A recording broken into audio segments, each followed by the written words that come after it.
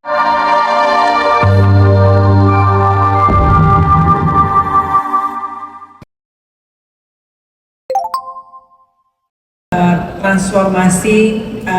dan reformasi integritas di pasar modal Indonesia. Dan pada hari ini kita akan menyampaikan beberapa update kepada teman-teman, dan kita juga penuhi komitmen. Saya dan Pak Hasan juga sangat sering berkantor di sini. Saya tadi dari pagi berkantor di sini untuk berkoordinasi bersama teman-teman dari Bursa Efek Indonesia dan juga dari KSEI. Rekan-rekan media yang saya hormati, bahwa beberapa hal yang kita lakukan sebagai tindak lanjut dari diskusi dengan MSCI yang sudah dilakukan beberapa waktu ini, dan nanti juga Pak Hasan juga akan segera bertemu juga kembali dengan tim MSCI, dan kami juga sudah mengeluarkan surat keputusan dari OJK yang akan memerintahkan kepada KSEI dan juga Bursa Efek Indonesia untuk mengimplementasikan penguatan data kepemilikan saham yang lebih granular dan juga atas kepemilikan di atas 1%. Tentunya ini sebagai bentuk komitmen kita dalam meningkatkan transparansi di pasar modal Indonesia. Tentunya ini sangat baik ya, dan juga nanti akan segera dapat diimplementasikan oleh KSEI, dan data ini akan terbuka untuk publik yang akan disampaikan melalui website Bursa Efek Indonesia.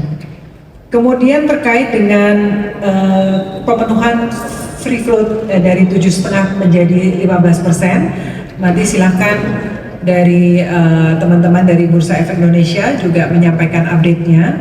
Intinya beberapa hal yang akan disampaikan adalah bahwa tentu saja ini akan ada secara gradual ya untuk pemenuhan 15% tersebut, baik di tahun pertama maupun di tahun kedua, dan juga tentu saja akan kita sampaikan juga exit policy untuk emiten-emiten yang sekiranya tidak dapat memenuhi ketentuan free float 15% tersebut ya. Jadi nanti akan disampaikan bagaimana nanti pemenuhan masa transisi dan juga terkait exit policy untuk emiten-emiten yang tidak memenuhi. Rekan-rekan media yang saya hormati, in the meantime nanti emiten melakukan pemenuhan terhadap 15% free float ini, juga kemarin akan ada suatu hal yang baru, yaitu akan diberikan notasi khusus terhadap emiten-emiten yang memang belum memenuhi free float 15% ini. Jadi ini sebenarnya memberikan kemudahan buat investor untuk melakukan pemilihan terhadap saham-saham yang mereka investasikan. Jadi mereka lebih memiliki informasi saham-saham mana yang sudah free floatnya 15% lebih atau yang belum. Jadi ini juga sesuatu yang baru yang rasanya ini juga sangat bermanfaat untuk investor-investor, terutama investor retail di Indonesia. Kemudian terkait granularity klasifikasi investor, nanti silakan juga Pak Dirut KSI, Pak Samsul juga menyampaikan terkait granularity data investor yang disampaikan kemarin. Memang dari 9 klasifikasi menjadi 28, ini juga sedang dalam proses pemenuhan. Dari 35.022 single investor identification yang perlu dilakukan klasifikasi yang lebih granular tersebut, dapat kami sampaikan pemenuhannya saat ini sudah lebih dari 82%. Jadi ini sangat baik, terima kasih, apresiasi. Untung nggak disiapin minum ya, suka lupa. Ini sudah sangat baik pemenuhannya, 82% dari pemenuhan dari teman-teman KSI ini juga rasanya sangat baik untuk keterbukaan kepada publik ya, terkait data-data investor yang tadinya masuk ke others tadi, kemudian lebih lebih diperjelas lagi untuk 35.022 SID tersebut. Nah, kemudian terkait dengan high shareholder concentration list, ini juga saat ini sedang kita lakukan ya. Ini merupakan gebrakan positif untuk meningkatkan kualitas transparansi pasar. terinspirasi dari praktek di beberapa negara lain.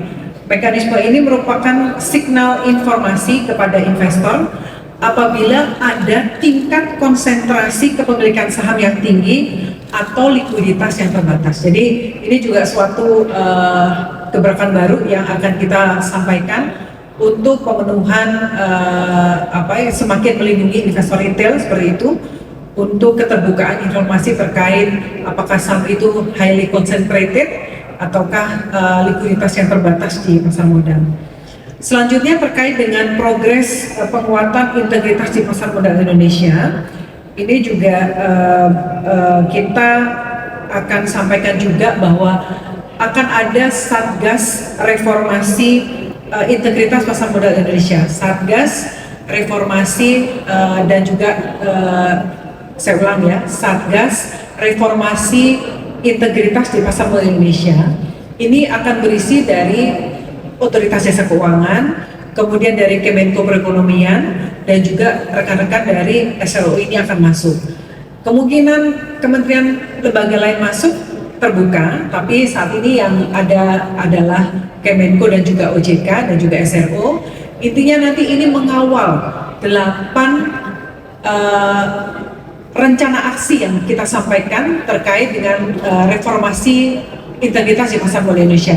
Jadi ini Satgas ini akan memantau, nanti kami akan memimpin bersama dengan teman-teman yang di sini juga, bahwa kita akan sampaikan kepada publik seperti janji kita, tidak ada yang ditutupi, dan kita akan sangat transparan dalam menyampaikan progres update dari apa yang kita sampaikan dalam 8 rencana aksi tersebut, baik dari sisi likuiditas, ya, transparansi, enforcement, ya, dan juga sinergi, apapun akan kita sampaikan kepada rekan-rekan media untuk disampaikan kepada publik. Dan yang terakhir, last but not least, ya, ini sangat penting juga terkait janji kita untuk meningkatkan enforcement, ya. Ini nanti akan disampaikan oleh Pak Hasan apa yang sudah dilakukan dalam menegakkan integritas di pasar dan enforcement apa yang sudah kita lakukan. Untuk itu kami mengundang Pak Hasan, silakan.